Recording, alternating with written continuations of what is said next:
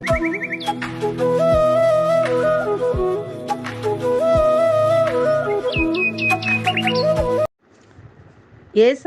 அதிகாரம் 30 வசனம் 19.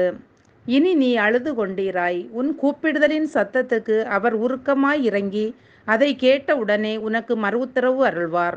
அன்பான தேவ பிள்ளைகளே, நம்முடைய தேவன் எல்லா முகங்களிலிருந்தும் கண்ணீரை துடைத்து தமது ஜனத்தின் நிந்தையை பூமியில் இராதபடிக்கு முற்றிலும் நீக்கிவிடுவார் என்று வேதம் சொல்லுகிறது.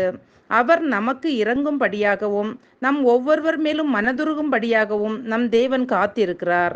கர்த்தர் என்னை கைவிட்டார், ஆண்டவர் என்னை மறந்தார் என்று நாம் சொல்லலாம்.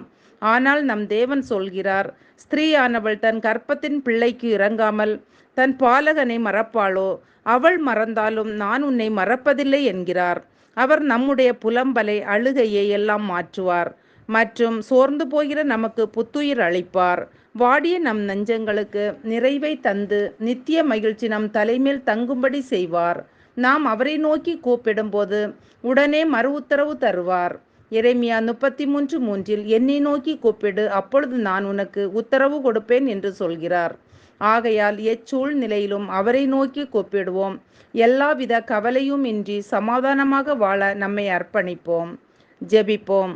எங்கள் பரலோக பிதாவே, பலவித கவலையினால் அழுது கொண்டிருக்கிற உம் ஜனங்களை கண்ணோக்கி பாரும்.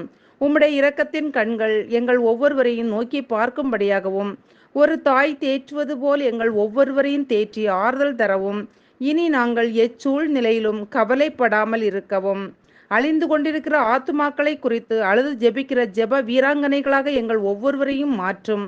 இயேசுவின் நாமத்தில் பிதாவே, ஆமென். நன்மை தொடர செய்கின்றீர், தடைகளை தகர்ப்பவரே, தயவை காண செய்தீரே, தடைகளை தகர்ப்பவர்